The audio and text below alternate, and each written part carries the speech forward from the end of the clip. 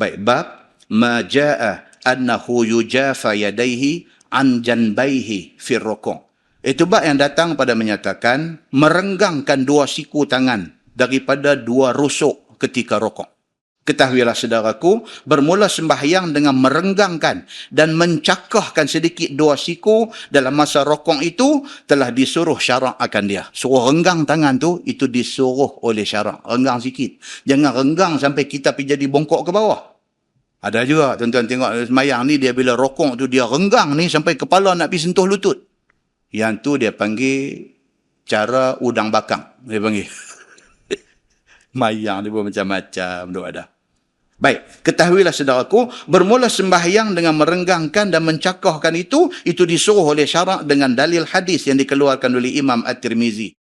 Dia kata hadis an Abbas bin Sahal bin Sa'ad qal ijtama'a Abu Humaid wa Abu Usaid wa Sahlu bin Sa'din wa Muhammad bin Maslamah fadzakaru salat Rasulullah sallallahu alaihi wasallam. Berimpun 4 orang sahabat ni kerana nak muzakarah, nak berbincang ilmu, iaitu di antara Abu Humaid As-Sa'idi ataupun nama batang tubuhnya Abdul Rahman bin Sa'ad bin Al-Munzir, dan yang keduanya Abu Usaid As-Sa'idi ataupun nama batang tubuh dia Malik bin Rabi'ah, dan yang ketiganya Sahal bin Sa'ad, dan yang keempatnya Muhammad bin Maslamah. Ini sahabat-sahabat Nabi yang kalau kita nak cerita tiap-tiap seorang ni hebat-hebat.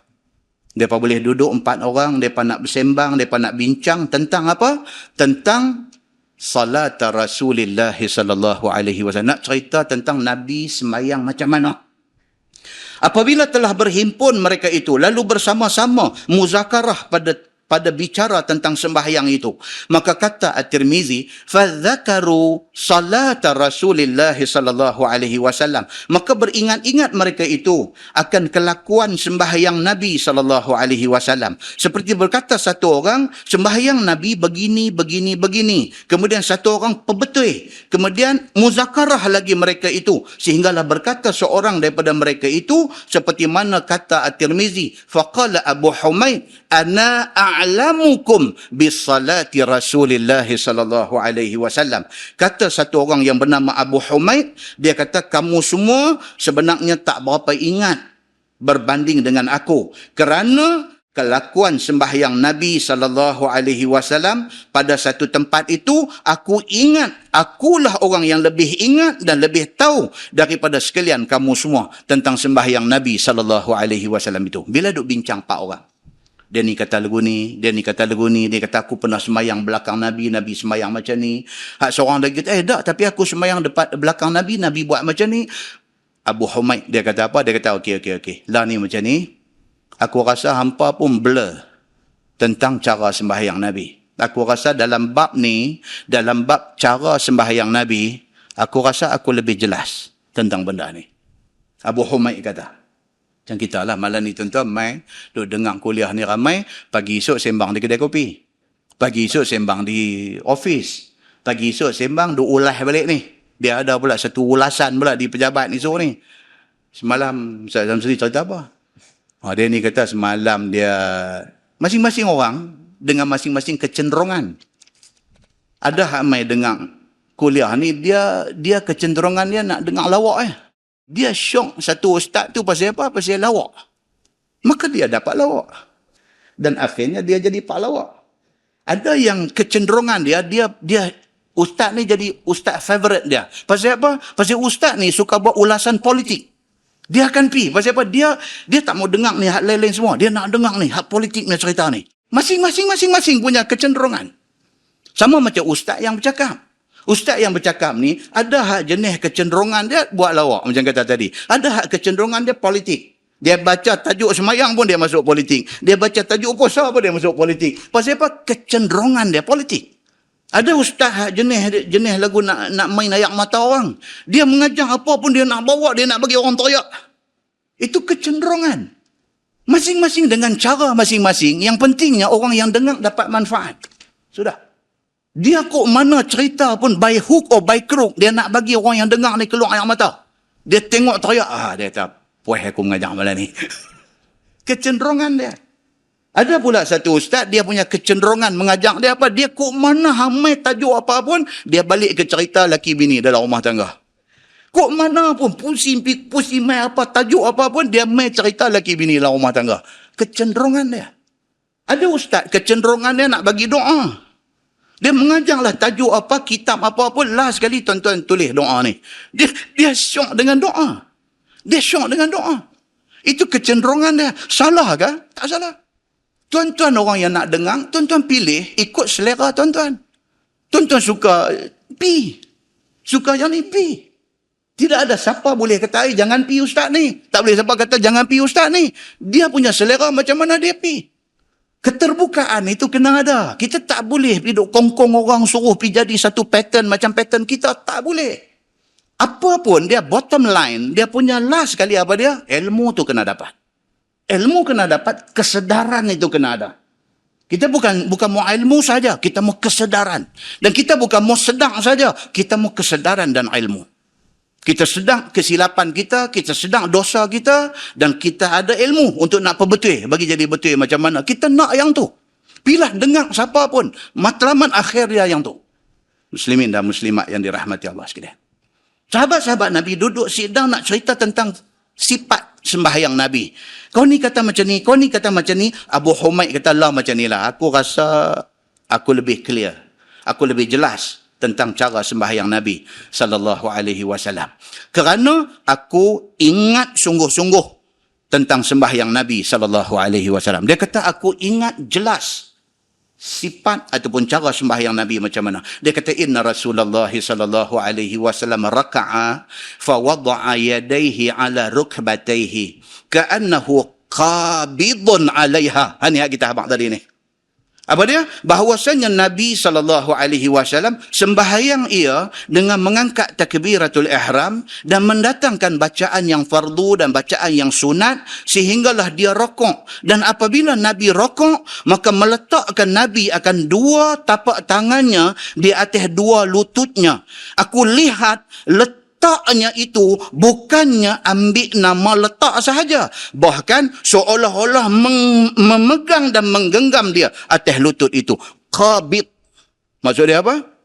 Dia cekak. Dia pegang lutut tu. Qabada maksudnya genggam. Hadis ni dia guna perkataan apa? Fa wada'a yadayhi ala rukbatayhi. Dia letak dua tangannya di atas dua lututnya. Ka'annahu qabidun 'alaiha.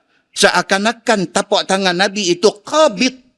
Dia pegang lutut tu. Ini kata Abu Humaid. Nabi sembahyang macam tu. Dia kata. Baik. Kemudian dia kata apa? Nabi baca dan sebagainya. Kemudian Nabi letak tangan dan Nabi seakan-akan menggenggam atas lutut tu. Yakni seperti dirangkumnya lutut itu. Dengan merenggangkan jari hujungnya membetuli qiblah. Jari direnggangkan. Itu kata Abu Humaid di dalam hadis ini.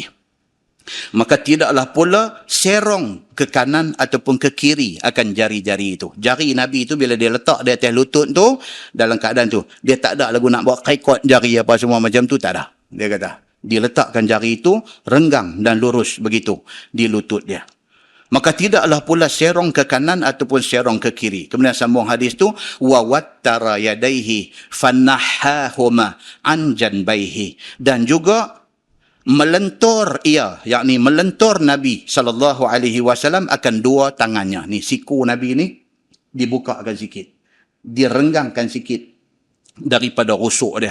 Dilenturkan apa nama siku dia. Maka apabila melentur Nabi akan dua tangannya itu, maka rengganglah kedua kucing-kucingnya daripada dua lengan dan dua rusuknya. Jadi bila Nabi pegang lutut tu, Nabi bukakan sikit, renggangkan sikit siku dia. Kucing-kucing ni yang ni, kucing-kucing. Pasal apa dia panggil kucing-kucing? Pasal apa? Pasal kita budak-budak dulu suka piduk tarik tangan kawan dulu tu. Bila tarik tu dia naik seketui, kucing-kucing dia panggil. Itu rupanya dalam kitab dia guna kucing-kucing, walaupun kita dah lama tak buat begitu kat orang kan. Dia guna perkataan kucing-kucing. Dia kata jadi direnggangkan kucing-kucing itu daripada rusuknya. Dan berkata At-Tirmizi, dan pada bab ini ada riwayat daripada Anas. Kata Abu Isa At-Tirmizi lagi, hadis Abu Humaid itu hadis yang hasan lagi sahih, dia kata. Baik, masalah renggangkan dua siku daripada rusuk itu apa hukumnya? Bahawa merenggangkan oleh satu orang yang sembahyang itu akan dua tangannya daripada dua lambung ataupun dua rusuknya di dalam rokok dan sujud. Dan benda itulah yang menjadi amalan segala ahlul ilmi daripada kalangan sahabat Nabi. Kata Imam Syafi'i, dan jika ada tangan orang yang mau rokok itu kudung ataupun keras salah satunya. Bulan lepas kita baca takbir. Takbir, dia tangan dia, siku tak boleh bend, tak boleh bengkok. Jadi bila dia nak takbir macam mana? Dia tak boleh nak lagu tu. Pasal sini dia tak boleh bengkok. So dia pun Hitler di dalam takbirnya. Kalau sebelah okey, sebelah keras, dia takbir Allahu Akbar lagu tu. Kata, ini ada satu tentera Nazi dalam masjid Padang Temusu. Jadi, oleh kerana tak boleh bengkok, maka takbirnya angkat terus lagu tu. Demikian juga hal dia kata bagi orang yang tangan dia bermasalah waktu dia nak rokok macam mana. Maka bolehlah dia meletakkan sebelah tangannya yang bagus. Ini yang sihat itu dia atas lutut. Kalau tangan dia dua, sebelah sakit, sebelah okey, hak okey tu letak atas lutut. Dan jika kedua-dua tangannya itu rosak ataupun sakit. Dia ni dua-dua tangan dia sudah rosak, sudah sakit. Maka sampaikan daripada had rokok itu akan barang yang jikalau berlepas dua tangannya. Maka letakkanlah dua tangannya di atas lututnya. Yang tiada melampaui ia akan dia. Tekak mana boleh buat lah. Dia nak abang tekak mana boleh buat. Yang pentingnya belakang dapat 90 darjah. Kalau dia boleh bengkok, dia bengkok. Tak boleh. Kalau dia lurus saja, dia nak letak lutut tak boleh. Tak payah letak. Macam mana boleh buat. Macam kita semayang lah. Kalau mampu berdiri, berdiri. Kalau berdiri nak membawa mudarat, dibenarkan duduk. Tapi kalau orang boleh berdiri saja duduk, sembahyang fardu itu batal. Sembahyang sunat, okey. Sembahyang sunat, kalau dia saja tak mau sembahyang berdiri, dia nak sembahyang duduk, boleh tak boleh? Boleh. Tapi sembahyang fardu, wajib kena berdiri. Saya ada sikit kebimbangan. Sebab di mana-mana masjid pun termasuk Masjidil Haram dan Masjid Nabawi. Geng semayang atas bangku ni makin ramai lah ni. Yang bimbangnya apa dia? Dia duduk atas bangku tu adakah kerana dia tak boleh berdiri? Dalam perbahasan fiqh sembahyang ini, dia kira kalau hang boleh berdiri seminit pun hang kena berdiri. Kalau hang boleh berdiri takat 5 second pun hang kena berdiri. Okay, contoh. Dia satu orang yang bermasalah kaki, lutut ke apa-apa semua. Dia berdiri, takbir, Allahu Akbar. Tak dan 5 second dia nak rebah, duduk. Dia duduk ada dalam 10 second, dia rasa macam kalau dia nak berdiri lagi boleh. Dia kata dah duduk tu ya, batal semayang dia. Ini kalau semayang fardu. Dia tak boleh dah kata duduk tu tak, ya berdiri dah duduk dah. Tak boleh. Hang dibenarkan duduk tu pasal apa? Pasal kalau gagah berdiri hang nak rebah, hang duduk. Tapi duduk ada dalam 10 second, rasa macam boleh berdiri. Kena berdiri balik. Berdiri balik dalam 5 second, tak boleh tahan, duduk balik. Semayang fardu kena macam tu. Tak boleh dah duduk rasa boleh ni, kalau berdiri boleh lagi, tapi dah duduk, sedap pula duduk tu batal semayang dia. Nampak tuan? Jadi kepada sahabat-sahabat yang semayang duduk atas bangku ni, tolong benda ni tolong. Pasal apa? Tak ada, kalau semayang batal saja. Pasal apa? Berdiri itu adalah rukun sembahyang. Berdiri bagi yang berkuasa, dia kata. Boleh kena berdiri. Rasa macam nak jatuh baru duduk. Rasa macam okey, bangkit balik. Dia kena lagu tu. Kalau orang belakang tahu, Pak Haji ni saat bangkit, saat duduk, itu hang punya pasal. Aku tahu, aku bila boleh berdiri, aku tahu bila aku kena duduk. Muslimin dan muslimat yang dirahmati Allah sekalian. Jangan tuan-tuan, bak semayang ni cerita panjang tuan-tuan. Semayang raya baru ni. Saya semayang di sebuah masjid lah. Macam biasa di mana-mana masjid pun, imam akan bangkit, dia kata Assalamualaikum warahmatullahi wabarakatuh, tuan-tuan dan puan-puan, sidang jamaah yang dirahmati Allah sekalian. Dia kata, saya nak mengingatkan diri saya dan tuan-tuan semua, semayang raya hari ini adalah semayang raya korban. Dia kata, lafaz niatnya ialah, dia pun baca lah, usalli, apa semua cantik. Takbiratul ihram, lepas tu, disusuli dengan 7 kali takbir dan 6 kali tasbih. Semua cantik, semua skrip jalan elok. Rakaat yang kedua bangun, dia kata selepas itu kita ada 5 kali takbir dan ada 4 kali tasbih. Tasbihnya ialah subhanallah walhamdulillah Dia punya skrip tu sama tiap-tiap tahun di mana-mana saja. Semua cantik. As-salata jami'ah. As-salata jami'ah. Semayang. Allahu Akbar. Okay, tak apa. 7 kali takbir semua cantik. Rokok yang tidak sujud. Bangkit-bangkit rakaat yang kedua. Bismillahirrahmanirrahim. Lupa dah 5 kali takbir ni dah terlupa dah. Masa semayang setahun 2 kali. Dia bangkit-bangkit rakaat yang kedua tu. Dengan orang besar ada semayang di belakang apa semua kan. Bismillahirrahmanirrahim. Alhamdulillahirabbil alamin. Tu tak ada apa. Waladdallin. Amin. Dengan surah ngapa rokok itu sujud habis. Assalamualaikum warahmatullahi. Assalamualaikum warahmatullahi. SMS masuk dah. Kan? Yang kata Ustaz Samsuri ni. Bagi salam masuk tu SMS. Ustaz, Tok Imam tak takbir 5 kali. Rakaat yang kedua. Kan? Tanya saya dah. Cerita macam mana tu? Cerita macam mana? Tak apalah. Masuk lagi. Ada lagi lagu duk main lagi. Dalam pada duk main SMS tu, kita khatib dah naik baca khutbah, kita duk baca SMS lagi. Dalam pada duk main tu, di typing pun jadi lagu tu juga. Di salah sebuah masjid, di typing pun jadi macam tu juga. Daripada typing punya, Ustaz, saya sembahyang di masjid sekian-sekian typing, imam rakaat kedua tak takbir 5 kali. Oh, rupanya ada geng. Lupa ni. Kan? Baik, tak apa yang tu. Manusia ni apa dia? Al-insan la yakhlu minal khata' wan nisyan. Manusia ni tak sunyi daripada tersilap dengan terlupa. Normal. Persoalannya ialah penyelesaian fiqh kepada isu yang berlaku. Macam mana nak selesai benda tu? Tengok ujung tu ada bangkit. Buat sembahyang raya lain pula 1 kumpulan. Dia kata, mufti ni ramai. Ada satu geng pula sembahyang sana, lagu 7 kali takbir, lagi 5 kali takbir. Tengok, imam pun ustaz juga. Baik, penyelesaian dia macam mana? Okey. Takbir dalam sembahyang raya ni, takbir bukan takbiratul ihram. Takbir yang 7 kali rakaat pertama dengan takbir yang 5 kali dalam rakaat yang kedua itu hukumnya ialah mandub ataupun sunat. Maksudnya apa? Maksudnya siapa yang buat rakaat pertama 7 kali takbir, 6 kali tasbih, rakaat kedua 5 kali takbir, 4 kali tasbih, siapa yang buat itu terpuji. Siapa yang tak buat kerana terlupa ataupun saja tak mau buat. Okey? Dia tak buat pasal apa? Pasal dia terlupa ataupun dia saja tak mau buat. Tidak dikeji. Siapa kata ni? Buka di dalam kitab Majmu' Imam Nawawi pun kata lagu tu. Buka di dalam kitab Al-Fiqhul Manhaji yang ditulis oleh Dr. Mustafa Al-Khin pun kata lagu tu. Buka di dalam Usulul Fiqh Al-Islami Dr. Wahbah Zuhaili pun kata lagu tu. Jadi maksudnya apa? Kalau sekiranya sembahyang raya saja tak mau takbir 7 kali, 6 kali tasbih, saja tak mau takbir 5 kali, 4 kali tasbih ni, sembahyang raya tu kena ulang balik tak? Tak payah ulang.